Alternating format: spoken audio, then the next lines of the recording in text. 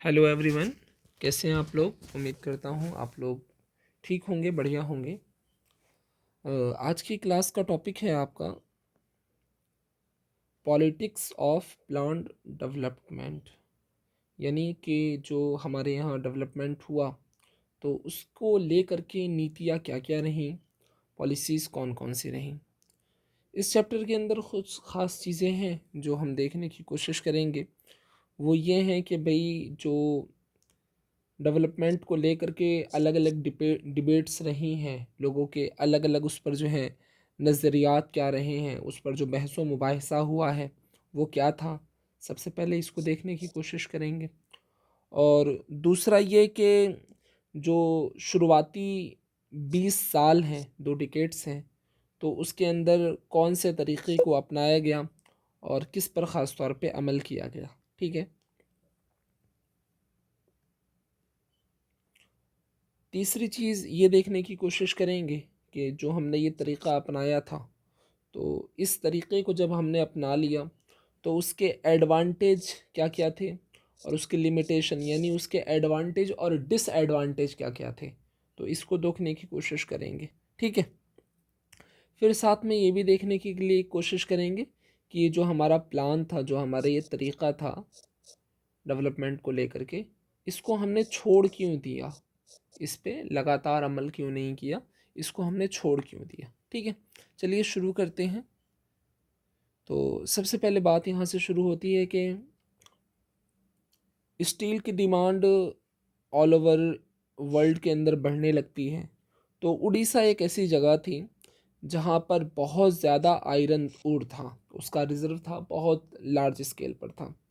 तो गवर्नमेंट ये चाहती थी कि बड़ी बड़ी जितनी भी कंपनियां हैं वो आएँ और आ करके वो लोग यहाँ पर इन्वेस्टमेंट करें। तो एक तरह का मेमोरेंडम ऑफ अंडरस्टैंडिंग, इसका मतलब ये है कि एक तरीके से उन कंपनियों से बातचीत करके, सहमति करके वो लोग इंटरनेशनल लेवल पर और डोमेस्टिक लेवल पर स्टील मार्केट से रिलेटेड आपस में डॉक्यूमेंट्स को साइन कर लें। इसको बोलते हैं मेमोरेंडम ऑफ अंडरस्टैंडिंग। ठीक है। तो आयरन ओर बहुत ज़्यादा था, तो आयरन ओर को वहाँ बाहर की कंपनियाँ आएँ और आ करके यहाँ इन्वेस्टमेंट करें। देखिए, कहानी में थोड़ा सा मज़ा है, अगर आप थोड़ा सा देखने की कोशिश करेंगे, अपने जहन को थोड़ा सा करीब कीजिए। कंपनियाँ ये चाहती थी कि भाई हम इन्वेस्टमेंट करें और इन्वेस्टमेंट करने के बाद हम वहाँ से प्रॉफिट कमाएं। पहली चीज़ कंपनी की आप देख लीजिए। दूसरी चीज़, आपका जो स्टेट है या आपकी जो गवर्नमेंट है, गवर्नमेंट ये चाहती थी कि भाई पॉवर्टी कम हो, पॉवर्टी धीरे धीरे ख़त्म हो, लोगों की गरीबी जाए। फिर ये जो उड़ीसा का इलाका है ना, इस इलाके के अंदर आम तौर पे जो कबीले के लोग हुआ करते हैं, या यूं कहें कि जो ट्राइबल लोग हुआ करते हैं, ट्राइबल लोग, तो ट्राइबल लोग रहा करते थे। तो ट्राइबल लोगों का मानना ये था कि भाई अगर ये लोग यहाँ पर आएंगे और आ करके ये लोग यहाँ पर अपनी इंडस्ट्री को बनाएंगे, तो उससे हमारा जो डेली का मतलब लाइवलीहुड है हमारा, वो बहुत ज़्यादा इफ़ेक्ट हो जाएगा। तो हमारा लाइवलीहुड इफ़ेक्ट नहीं होना चाहिए।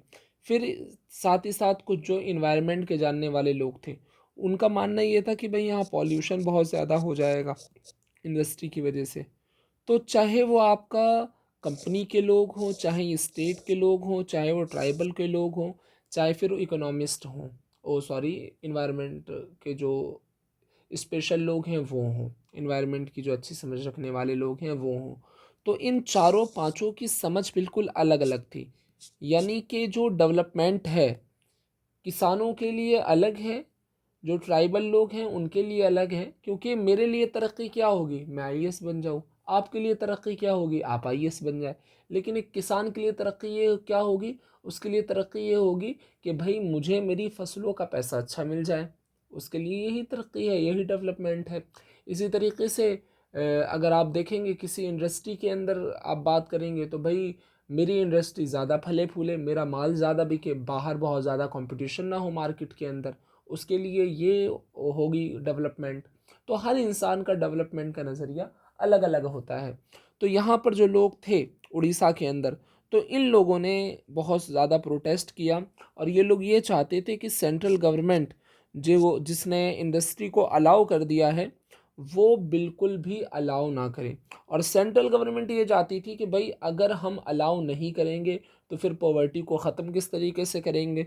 वो बिल्कुल भी इस चीज़ को डिसएग्री करने के लिए तैयार नहीं थे, बल्कि वो चाहते थे कि हम कंपनी को अलाउ करें, और कंपनी को अलाउ नहीं करेंगे तो ये एक बैड एग्ज़ाम्पल बन जाएगा। और फिर जो बाहर की कंट्री के लोग आकर के यहाँ इन्वेस्ट करना चाहते हैं, यहाँ आकर के, क्योंकि जब वो इन्वेस्ट करेंगे तो यहाँ के लोगों को ही रोज़गार मिलेगा, अगर ऐसा नहीं करेंगे तो नुकसान होगा। ठीक है, अब आके देखिए कि भाई एक तरीके से पॉलिटिकल टेंशन क्या क्या रहती हैं, किस किस तरह से रहती हैं। तो ऊपर जितने भी हमने सवाल किए कि भाई क्या करना चाहिए, क्या नहीं करना चाहिए, क्या ट्राइबल लोगों को वहाँ से हटा देना चाहिए, क्या उनका जो डेली का काम है उसको नज़रअंदाज किया जाना चाहिए, वहाँ पर बड़ी बड़ी कंपनियों को लाना चाहिए नहीं लाना चाहिए, क्या कंपनियों का इन्वेस्ट होना चाहिए नहीं होना चाहिए। तो इन क्वेश्चन के असल में बाज़ाब्ता कोई आंसर है ही नहीं। इन सारी चीज़ों को लोगों को खुद सॉल्व करना चाहिए। ठीक है, और लोग खुद इसके अंदर आएँ और आकर के फ़ैसला लें कि उनको क्या करना चाहिए। और डेमोक्रेसी में असल होता भी ऐसा ही है कि इस तरह के सारे क्वेश्चंस के आंसर लोग खुद हल करें, खुद उसका फ़ैसला लें। ठीक है, हाँ इतना ज़रूर है कि कॉमन पीपल को पता नहीं होता इससे फ़ायदा क्या होगा, इससे कि नुकसान क्या होगा, इसके एडवांटेज क्या है, इसके डिसएडवांटेज क्या है। तो जो इन्वायरमेंटलिस्ट हैं या फिर जो सोशलिस्ट हैं या जो इकोनॉमिस्ट हैं, उनसे वो जानकारी ले सकते हैं, उनसे वो पूछ सकते हैं। ठीक है, हाँ अगर वो लोग खुद फैसला नहीं ले सकते तो कम से कम लोगों की जो समझ है वो तो इन पॉलिटिकल लोगों को समझनी चाहिए ना, लोग चाहते क्या हैं, लोगों की चाहत क्या है। तो जो लोगों से करीबी लोग हैं, जो नेता बहुत ज़्यादा लोगों के करीब हैं, जो ग्राउंड लेवल पर नेता हैं, उनसे कम से कम इस बात के लिए मशवरा लेना चाहिए, उनसे एडवाइस लेनी चाहिए। ठीक है, इस तरह के कोई भी फैसला लेने के लिए। आज़ादी के बाद हमारी कंट्री के अंदर इस तरह के बहुत फैसले लिए गए, इसमें कोई शक नहीं है कि कौन सा काम कैसे करना चाहिए, कौन सा काम कैसे करना चाहिए। तो ज़ाहिर सी बात है हम किसी को इग्नोर तो कर नहीं सकते, हम किसी की आइडियोलॉजी को मुकम्मल तौर से रद्द भी नहीं कर सकते। हमको एक कहें तो कंक्लूज़न निकाल करके काम करना था। ठीक है, तो ये सारे डिसीज़नों को एक साथ लिया गया। अच्छा, ये बात तो थी कि सारे लोग कुछ बातों से एग्री करते थे। मिसाल के तौर पर कि भई सब लोगों का मानना ये था कि भई इकोनॉमिक ग्रोथ होना चाहिए और सोशल और इकोनॉमिक जस्टिस सबको मिलना चाहिए। सारे लोग तकरीबन इस बात से एग्री थे।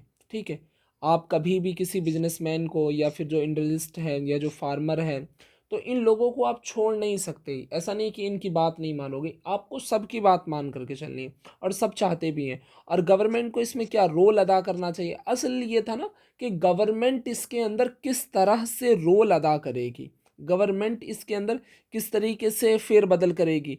मतलब क्या कुछ कोई सेंट्रलाइज इंस्टीट्यूशन होना चाहिए जो पूरी कंट्री के लिए कुछ प्लान करे, क्या कुछ कुछ ऐसा होना चाहिए, या कुछ ऐसा होना चाहिए कि कुछ इंडस्ट्री को या कुछ बिजनेसेस को गवर्नमेंट खुद चलाए, गवर्नमेंट को उसको खुद रन करना चाहिए। ठीक है, और इसके अलावा भी दो तीन चीज़ें आई थी, जैसे इकोनॉमिक ग्रोथ पर या फिर बाकी चीज़ों पर कितना गवर्नमेंट को ज़ोर देना चाहिए, उसकी रिक्वायरमेंट्स कितनी है, कितना इसको इम्पोर्टेंस देना चाहिए, कितना नहीं देना चाहिए। तो इन बातों पर बहस थी। ये बात तो सब एग्री करते थे कि भाई इकोनॉमिक ग्रोथ होना चाहिए, इकोनॉमिक जस्टिस होना चाहिए, बिल्कुल होना चाहिए, लेकिन कैसे होना चाहिए इस पर लोग अलग अलग अपनी राय रखते थे। ठीक है, आगे देखिए। इस तरह के जितने भी क्वेश्चन है ना, जैसे अभी ऊपर जो क्वेश्चन गुजरे हैं कि भाई क्या होना चाहिए, क्या होना चाहिए, क्या इंडस्ट्री मतलब सेंट्रल लेवल पे कोई ऐसा इंस्टीट्यूशन होना चाहिए जो पूरी कंट्री के डेवलपमेंट के लिए एक ही तरह का कोई प्लान बनाए, क्या इंडस्ट्री किसको चलानी चाहिए, किसको नहीं चलानी चाहिए। तो इस पे इसको लेकर के हमेशा एक पॉलिटिकल टेंशन रहा है कि किसको क्या करना चाहिए, हर आदमी का अलग अलग नज़रिया है। तो इसको लेकर के कि भाई क्या करना चाहिए क्या नहीं करना चाहिए, तो पॉलिटिकल पार्टीज़ से एक तरीके से मशवरा लिया गया, उनसे पूछा गया, साथ ही साथ पब्लिक का भी अप्रूवल लिया गया, लोगों की समझ जानने की कोशिश की गई कि भाई कैसा क्या करना चाहिए, कैसे नहीं क्या करना चाहिए। अब देखिए कि विकास की जो आइडियाज़ थे विकास के, वो क्या क्या थे।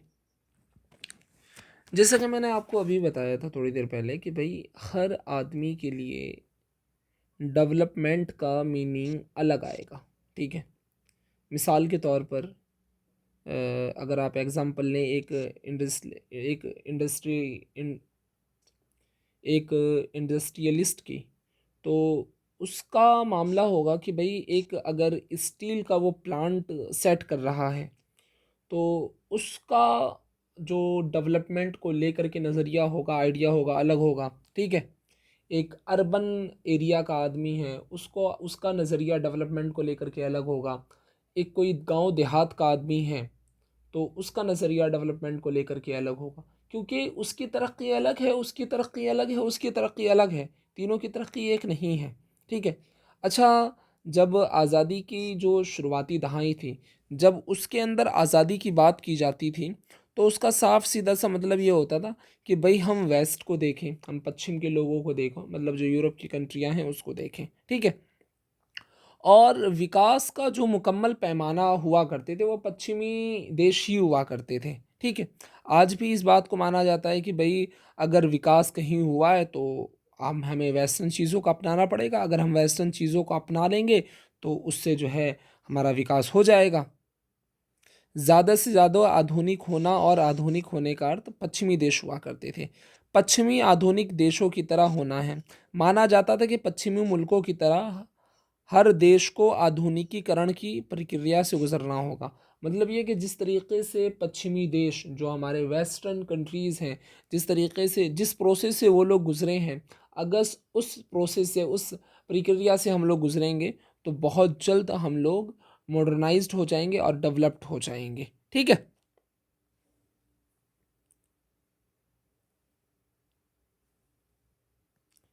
अच्छा, मॉडर्नाइजेशन का मतलब ये भी होता था कि भाई लोग ग्रोथ के ऊपर बात करें, लोग मटेरियल के प्रोसेस के ऊपर बात करें, लोग साइंटिफिक चीज़ों के ऊपर बात करें, है ना।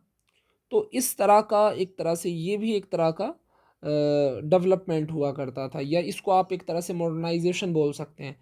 क्योंकि मॉडर्नाइजेशन यही है ना कि आप हर चीज़ पे अपनी राय रख सकें, आप ग्रोथ के आइडियाज़ को फैला सकें और उस पर बात कर सकें, एक तरह से ये भी मॉडर्नाइजेशन है।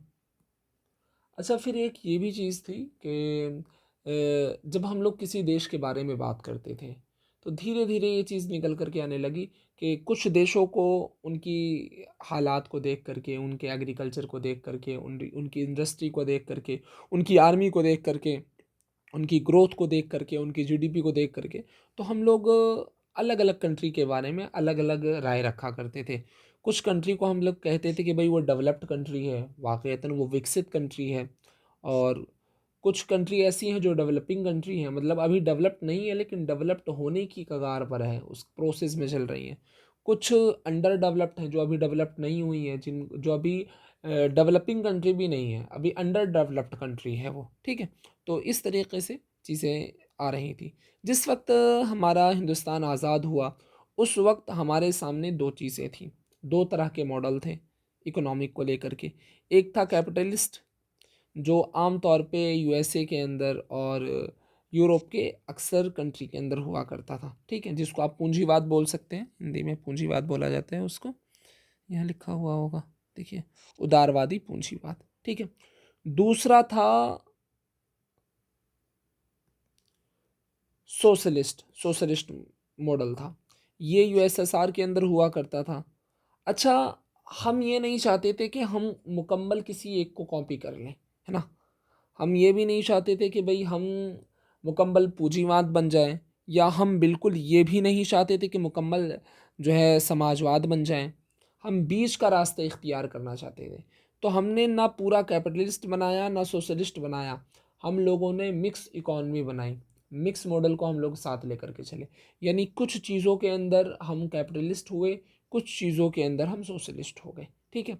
बहुत सारी कंपनियों को हमने प्राइवेटाइज़ कर दिया और बहुत सारी कंपनियों को हमने गवर्नमेंट के अंडर ले लिया, ठीक है, यही चीज़ है इसके अंदर। लेकिन जो शुरुआत की दहाइयाँ थी उसके अंदर जो अक्सर लोग थे, वो जो सोवियत वाला मॉडल था, सोवियत यूनियन का सोशलिस्ट वाला मॉडल था, उससे बहुत ज़्यादा इम्प्रेस थे। तो आमतौर पे लोग चाहते थे कि वो इस तरह का वो लेकर के आएँ। लेकिन जो ये यूएसए वाला था, तो इसके जो सपोर्टर हुआ करते थे कैपिटलिस्ट डेवलपमेंट के, वो थोड़े कम हुआ करते थे, ठीक है। अच्छा, जब हमारा आज़ादी का स्ट्रगल चल रहा था, तभी हम लोगों ने इस बात को मान लिया था नेशनल मूवमेंट के अंदर ही कि भाई हम ये जो कॉलोनियल गवर्नमेंट है, हम इसकी तरह काम नहीं करेंगे।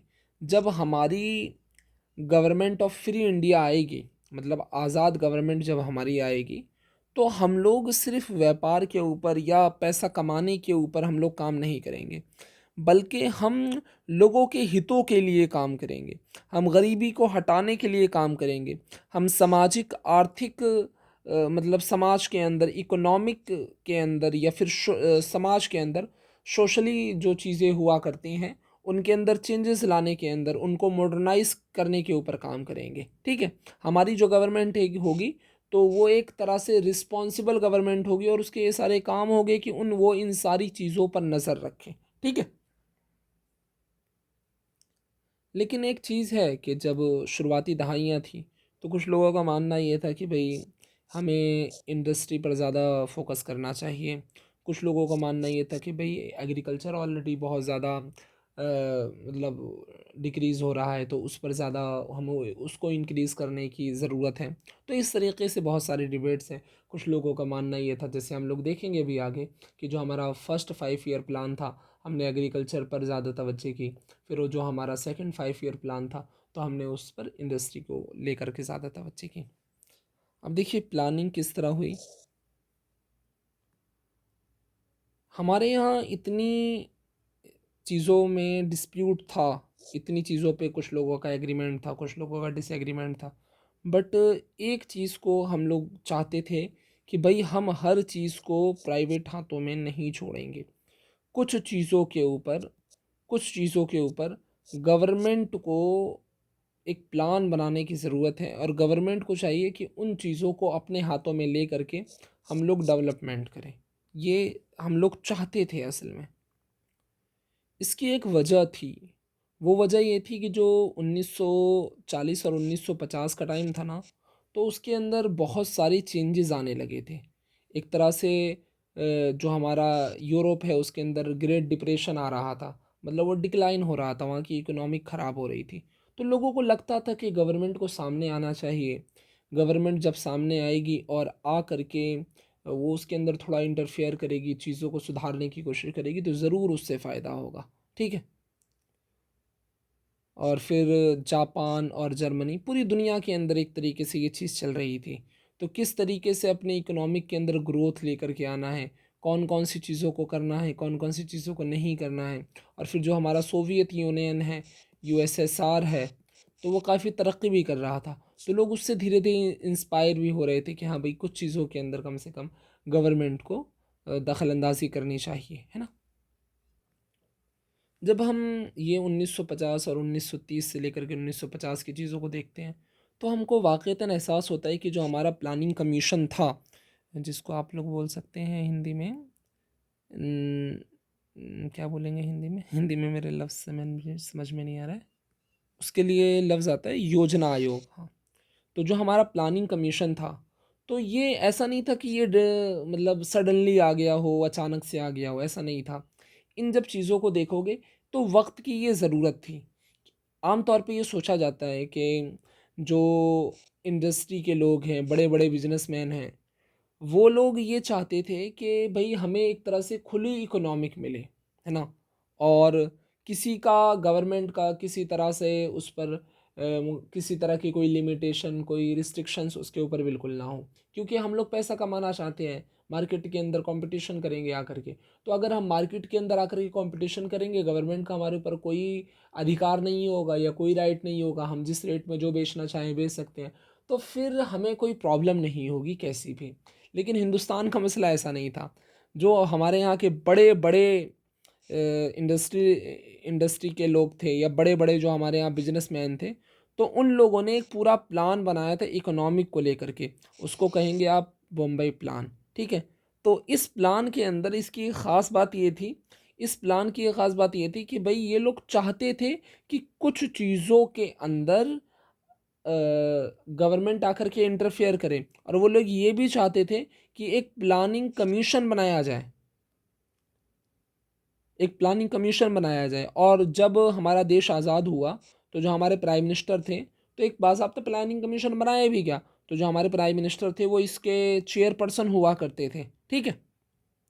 और ये एक सेंट्रल मशीनरी हुआ करती थी जो पूरा एक प्लान तैयार किया करती थी कि जिसके ज़रिए इंडिया डेवलपमेंट के मैदान में आगे बढ़े। उम्मीद करता हूँ ये वाला पैराग्राफ आपके अच्छे से समझ में आ गया होगा। ये बम्बई प्लान जो है ना, बॉम्बे प्लान, इसको थोड़ा सा देख लीजिएगा। इसको बढ़ाने वाले बड़े बड़े इंडस्ट्री के जो लोग हुआ करते थे वो हुआ करते थे, और 1944 के अंदर, 1944 के अंदर इसको बनाया गया था, ठीक है। मेरी तबीयत थोड़ी सी ठीक नहीं है, तो आवाज़ में और समझने में हो सकता है थोड़ी सी आपको प्रॉब्लम हो रही हो, लेकिन मैं कोशिश करूँगा। अगर कुछ समझ में ना आए तो नेक्स्ट क्लास में, लाइव क्लास, आप मुझसे पूछ सकते हैं अच्छे से। जो हमारा फर्स्ट पहला कदम हुआ करता था, जिसको आप शुरुआती कदम बोल सकते हैं, तो शुरुआती कदम बड़ा आसान सा था। हम लोगों ने शुरुआती कदम उठाया और 5 ईयर का प्लानिंग, 5 ईयर का प्लान बनाया, ठीक है। और इसको हमने बोरो किया था यूएसएसआर से, ठीक है। एक प्लानिंग कमीशन बनाया, इंडिया के लिए अडॉप्ट किया इसको। बोरो कहाँ से किया था? यूएसएसआर से किया था। ये क्वेश्चन आ सकता है, इसको थोड़ा सा आप देख लीजिएगा, ठीक है। बहुत ज़्यादा सिंपल था। एक डॉक्यूमेंट हमने बनाया उसके अंदर कि भाई हमारी इनकम क्या है, फिर हमारे ख़र्चे क्या हैं अगले 5 सालों के लिए। तो इस तरह से हमने एक पूरा 5 ईयर का प्लान तैयार किया। इसके अंदर और क्या क्या क्या चीज़ें होती थी, थोड़ा सा देख लीजिए। पहली चीज़ ये कि इस पूरे बजट को 2 हिस्सों में तकसीम कर दिया जाता था, एक सेंटर के लिए और एक स्टेट के लिए।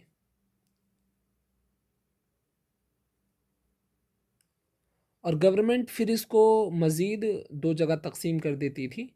एक जगह तो ये कि भाई एक नॉन प्लान हुआ करता था, नॉन प्लान बजट हुआ करता था, एक प्लान बजट हुआ करता था, ठीक है। एक प्लान बजट है, एक नॉन प्लान बजट है। प्लान बजट ये कि भाई उसकी प्लानिंग 5 साल के लिए। नॉन प्लान मतलब कि जो भाई ईयरली 1 साल के अंदर जो खर्चा आता है, नॉर्मली जो खर्चा आ जाता है वो। तो एक खर्चा उसके लिए जो नॉन प्लान है कि भाई वो नॉर्मल आ ही रहा है, ऑन एवरेज हर साल आता ही है, एक उसके लिए हो जाता था। एक प्लान कि भाई ख़ास तौर पे 5 साल के अंदर किन चीज़ों पर हमें ज़्यादा ध्यान देना है, किन चीज़ों पर हमें ज़्यादा फोकस करना है, ठीक है। तो 5 साल के अंदर प्लान के अंदर वो आ जाता था, ठीक है। अच्छा, इस 5 ईयर प्लान पे अमल करने का एक फ़ायदा ये था कि गवर्नमेंट के नज़र के अंदर एक पिक्चर पूरी क्लियर रहती थी कि भाई हमें लॉन्ग टर्म में इकोनॉमिक को लेकर के कैसे कैसे कदम उठाने हैं, हम किस तरीके से अपनी इकोनॉमिक को सुधार सकते हैं और लोगों को फ़ायदा पहुंचा सकते हैं, ठीक है। हमारा जो पहला 5 ईयर प्लान आता है वो 1951 दिसंबर के अंदर रिलीज़ होता है। इसको आप नोट कर लेंगे, ये एग्ज़ाम में पूछ लेता है, ठीक है। तो जब ये रिलीज़ हुआ ना, तो लोग बहुत ज़्यादा एक्साइटेड हुए। तमाम तरह के लोग, जितने भी लोग थे, ठीक है। चाहे वो एकेडमिक हो, चाहे वो पत्रकार हों, चाहे गवर्नमेंट के लोग हों, चाहे प्राइवेट सेक्टर के लोग हों, चाहे कहीं जॉब करने वाले हों, इंडस्ट्री के लोग हों, फार्मर हो, पॉलिटिशियन हो, सब लोग इसके ऊपर डिस्कशन करते, सब लोग इसके ऊपर डिबेट करते। और बहुत ज़्यादा इसको इन्होंने, मतलब बहुत ज़्यादा ये एक्साइटेड थे। सब लोग इसके अंदर इंटरेस्ट लेते, भाई इसको किस तरीके से सही किया जा सकता है, किस तरीके से नहीं किया जा सकता, इसके अंदर कौन सी चीज़ें होनी चाहिए, कौन सी चीज़ें नहीं होनी चाहिए। 1956 के अंदर भी सेम चीज़ हुई। 1900 जब 56 वाला प्लान आया तो लोगों ने इसके अंदर भी बहुत ज़्यादा वो करने की कोशिश की कि हाँ भाई इसके अंदर ये होना चाहिए, इसके अंदर ये होना चाहिए, ठीक है। और फिर जो थर्ड हमारा प्लान था, इसके अंदर थोड़ा सा मामला रेड्यूस होने स्टार्ट हुआ। फिर फोर्थ वाला जो प्लान था, इसको लेकर के चूँकि उस वक्त डिक्लाइन एक तरीके से होने लगा था कुछ चीज़ों का, एग्रीकल्चर का ख़ास तौर पे, क्योंकि एग्रीकल्चर में जो हमारा तीसरा और चौथा और दूसरा और तीसरा वाला था उसमें इंडस्ट्री को लेकर के ज़्यादा फोकस था, एग्रीकल्चर को नहीं था। तो एग्रीकल्चर को लेकर के थोड़ा सा डिक्लाइन होने लगा, तो लोगों ने बहुत ज़्यादा डिबेटें करनी स्टार्ट कर दी, लोग उसके फिर एक तरह से मुखालिफ भी होने लगे। तो एक तरीके से गवर्नमेंट ने प्लान हॉलीडे ले लिया कि भाई हम कुछ देर के लिए विराम ले लेते हैं, आराम कर लेते हैं, अभी हम सोचते हैं फिर कुछ नया लेकर के आएंगे, या अच्छे तरीके से हम उसको साथ में लेकर के चलने की कोशिश करेंगे। ठीक है, तो देखते हैं पहले जो हमारा पंच प्रथम पंचवर्षीय योजना, या जिसको आप बोलें तो फर्स्ट 5 ईयर प्लान था, वो क्या था। थोड़ा सा इसको देख लेते हैं अच्छे से।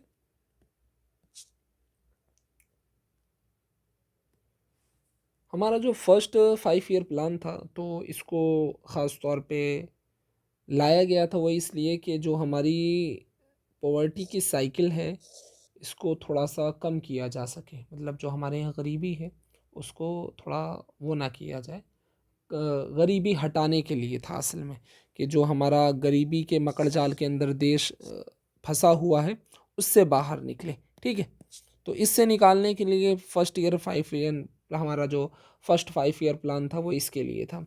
और इसको जो डिज़ाइन करने वाले थे, या इस पर जो काम करने वाले थे, उनका नाम था KN राज।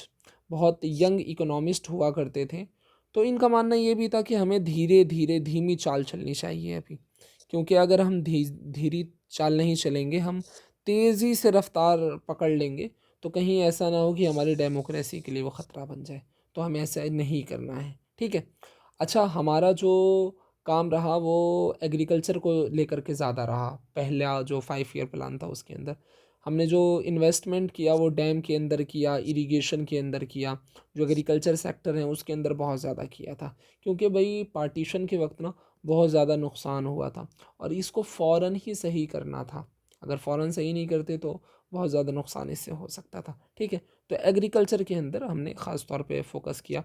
और फिर लैंड रिफॉर्म, वही वाला याद कीजिए, ज़मींदार वाला काम है ना, तो उस पर भी हमने शुरुआत के अंदर काम किया। हमने ज़मींदारी सिस्टम को काफ़ी ख़त्म करने की कोशिश की।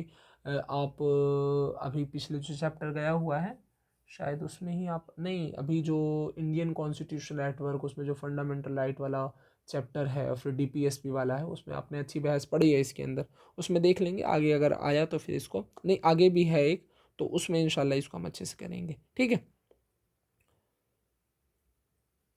अच्छा, हम लोगों का जो शुरुआती एम था वो ये था कि भाई हम लोग खर्चा कम करें और बचत ज़्यादा करें, यानी जो बचा करके रखें वो कम करें। तो इसको लेकर के ख़ास ये था कि भाई इस पैराग्राफ के अंदर यही बताया गया कि 1950 के अंदर हमारा यही था कि भाई हम जो खर्चा करें वो कम करें, पैसे संभाल करके रखेंगे, पैसे संभाल करके रखेंगे तो उसको अच्छी जगह इन्वेस्ट कर पाएंगे। फिर उसको अगर हम खर्चा ही कर देंगे तो हमारे लिए थोड़ी सी मुसीबत हो सकती है। हमने जो उम्मीद की थी शुरुआत के अंदर, थोड़ी बहुत वो उम्मीद सही चली, बहुत अच्छा नहीं काम किया इसने, लेकिन फिर भी ठीक काम किया। ठीक है, कुछ पॉवर्टी को कम करने में रहा। फिर जो हमारा सेकंड 5 ईयर प्लान आया, उसको इंडस्ट्री को लेकर के वो ज़्यादा था। फिर थर्ड वाला भी, फोर्थ वाला भी। तो ये जो हमारे बाकी के दो आए थे लास्ट वाले, तो ये थोड़े ठीक नहीं रहे और इससे एग्रीकल्चर नीचे दबने लगा, ख़त्म होने लगा। तो फिर जैसे मैंने आपको अभी बताया ही कि इन्होंने प्लान हॉलीडे ले लिया, छुट्टी ले ली, गवर्नमेंट सोचने पे मजबूर हो गई कि क्या करें, कौन सा फ़ैसला लें। तो इस तरीके से एक 5 ईयर प्लान लाने की कोशिश की गई और अच्छे से चीज़ों को बेहतर बनाने की कोशिश की गई। पहले में 2-3 काम लैंड को लेकर के, एग्रीकल्चर को लेकर के, इरिगेशन को लेकर के, डैम वगैरह को लेकर के चीज़ें लाई गई और उन पर ही ज़्यादा फोकस किया गया। ठीक है, आगे देखिए। अब देखिए हमारा जो सेकंड 5 ईयर प्लान था इंडस्ट्री को लेकर के, जो जो था उसको क्या था, इसको देख लीजिए। तो इसको जो बनाने वाले लोग थे वो थे PC महालनोबिस। तो इनकी एक टीम हुआ करती थी, उसने ही इसको ड्राफ्ट किया था, बनाया था सेकंड 5 ईयर प्लान। और इसका जो असल मकसद था वो हैवी इंडस्ट्री को लेकर के था। तो हमारा जो फर्स्ट वाला प्लान था उसमें पेशेंस की बात की गई थी, बोले धीरे धीरे चलो, धीरे धीरे चलो। लेकिन जो हमारा सेकंड था ना, उसका काम था भाई हमें जल्दी जल्दी ट्रांसफॉर्मेशन करना है, जल्दी जल्दी तरक्की की तरफ जाना है।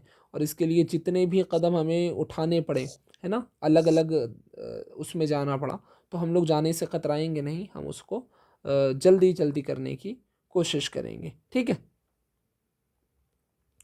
और एक ख़ास बात ये है कि भाई कांग्रेस पार्टी ने अब सोशलिज्म को भी अपनाना शुरू कर दिया था। इसको देख लीजिए, मद्रास सिटी के अंदर ये हुआ था, अवाडी के करीब में मद्रास सिटी है। तो वहाँ एक इन लोगों ने सेशन लिया था और सोशलिस्ट पैटर्न को इन लोगों ने अपनाने की कोशिश की थी।